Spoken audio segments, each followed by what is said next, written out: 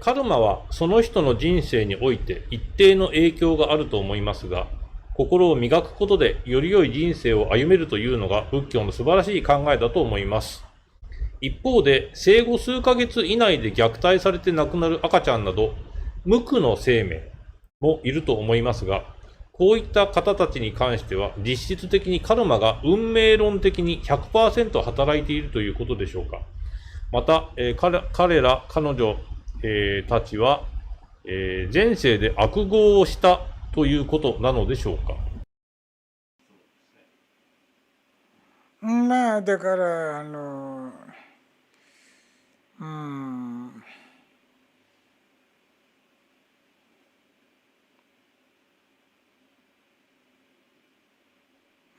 そういうことですね。悲しい出来事ですけどね、生命はね、みんなそうやって業によってやられてますからね。悲しいって言ってる場合じゃないんですね。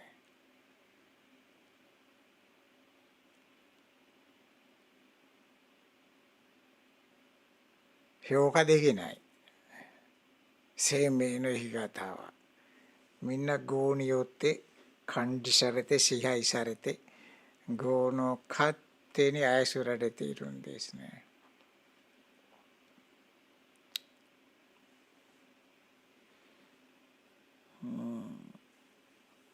例えばまあちょっと長生きできる方々だったら、生まれの業がねちょこっと悪くてもね、何か体に障害あるとかね、あるでも長生きできるならば頑張って明るい心でいて、もう人々生命に優しくしてしまって、自分の業を変えるというかね、まあプログラミングすることはできます。だから目の障害で生まれた人はね、死ぬまで目の障害そのままですけど、目が現れてきませんだけど、世界的な有名な人になることはできます。でそうするとその人にはそういうカルマになりますね。目が見えないんだけど結構豊かで人気者で生活できるとかね。だからそこまで頑張るためには時間が必要、寿命後が必要なんですね。だからカンマのセットの中で寿命後が短いんだったらその時間がないんですね。だから生まれてすぐ虐待受けたり、あるいは生まれてすぐからものすごく体弱くてもうどうにもならなくて死んだりとかね、同じことでしょ。赤ちゃんの時、あるいは1歳2歳の時死んでしまっちゃうとかね。それは悲しいと思っちゃっても、1歳2歳でちょこちょこすごい可愛くてもうやんちゃで楽しくてしょうがないんだけど、どこかでちょっとしたどこかに落ちちゃって死んじゃうところがあるでしょうね。ちょっと道路のあれ水が流れるあれ、そこをじーっとなんだこれはと顔を入れてみたところでそこのと転がっちゃって、で子供が立ち上がることもできなくて死んじゃったこと、そういうのはありますからね。だからどちらが悲しいですかね。だから悲しいってのは我々は大人の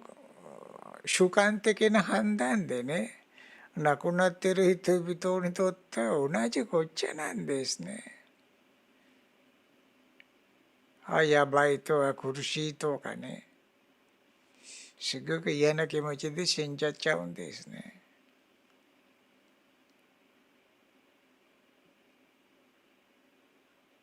まあだから子供の場合はね、世間はここまでみんな80歳まで生きてるのにとかね、なんで私は4歳してるのか、そんな感じ考えませんでしょ。世の中どうなってるかわからないんです。自分のことしか知らないんですね。だからそこら辺はね、私はどう言えばいいかとわからないんですね。とにかく語の運命寿命プログラムはすぐ短命だ、長くないんだったらまあどうしようもないんですね。それは伸ばすことできないんです。寿命が長くて他はすごく語が弱い場合はいろんな子をして現在良い子をいっぱい作ってサポートすることはできます。足の骨が折れても何か麻酔場で歩けるような感じでなんとかできます。足がなくてもなんか義足でも頑張りましょうとかね、あるいは車椅子でも頑張るというふうになんとかできます。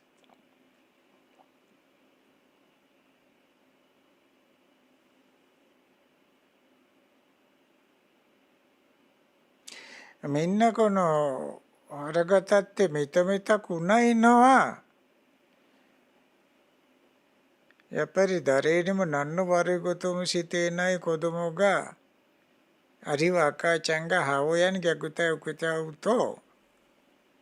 我々は母親が鬼やと母親は精神病気やとね母親に当たるんだけどだからその被害を受ける子供にも業があるんですね。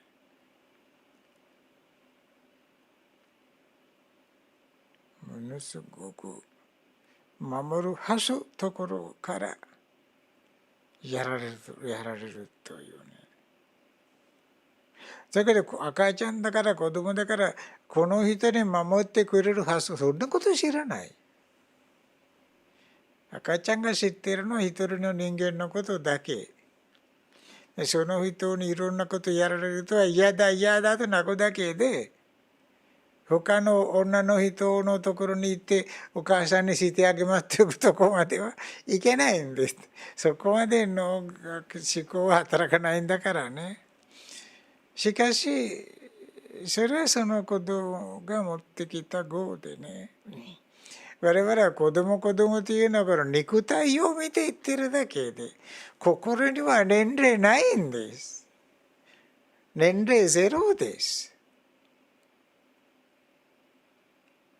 赤ちゃんの心の年齢もゼロで我々の心の年齢もゼロでだから肉体だけ見てあれやこれやと判断して感情的になっても意味がないんです。心には年齢ないんです。年齢は物質なんですね。形はどんな時現れたのかとかね。この形は何回地球の時点何回そのままでいたのかっていう物質計算でしょ。で心の計算する場合はそういう基準ないんです。だから心はね100年前の心というためにも物質に当てはめて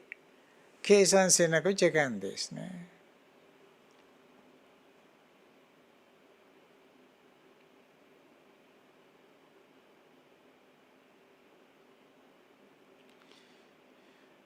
そういうことでねだから一般の方々にはその業の働き理解難しいんだからね念のために、あんまり考えない方がいいし悪いことをしないようにしましょうという程度で、無難だとは思いますけどね。だから私は今言ったのはね赤ちゃんはかわいそうだ赤ちゃんはっていうところに問題があるんです。あるいは物体見ているんですね。物体は我々の大人の物体を持っている我々にとってはもうこう耐えられないそんなことをされると赤ちゃんにおっぱい曲げないでお母さんがもううるさい泣くなよって言ってね赤ちゃんがおっぱいお腹が空いて泣いてるんだけどね、それは大きい物体持ってる我々にとっては耐えられないんですね。だからそれは物質の世界の話でね、だから物質に合わせて心は働くんです。もし赤ちゃんにも体がなかった、それ見てる私にも体がなかったならば、心だけだったらどうしますか。比較できんね。だからゼロですから、年齢はね、心の。だからある心がちょっと苦しんでいて、この心はそれで苦しみがない。それだけ。そうすると、なんてかわいそうですか、なんて悲しいことですかっていうことはなくなっちゃうんですね。だからこの物質の関わりでそういうことは起きますよ。で、そんなことはこうシステム会話であまりしゃべる難しいんですね。で、業のからくりはね。と言っても我々はやっぱり物質で判断します。我々にとっては赤ちゃんはまだ何も知らない、何も学んでない可愛い存在ですね。でも心には年齢ないんです。あれは肉体に関わる知識がないだけ。これから変化していく肉体の変化過程に必要な知識データがないだけ。心は心。心には年齢がないんです。心は生まれて消える、生まれていく、それだけ。物質に依存するかしないか、心は勝手にするんです。で、どうせ物質に依存しますが、それによって苦しんだり楽しかったりいろいろです。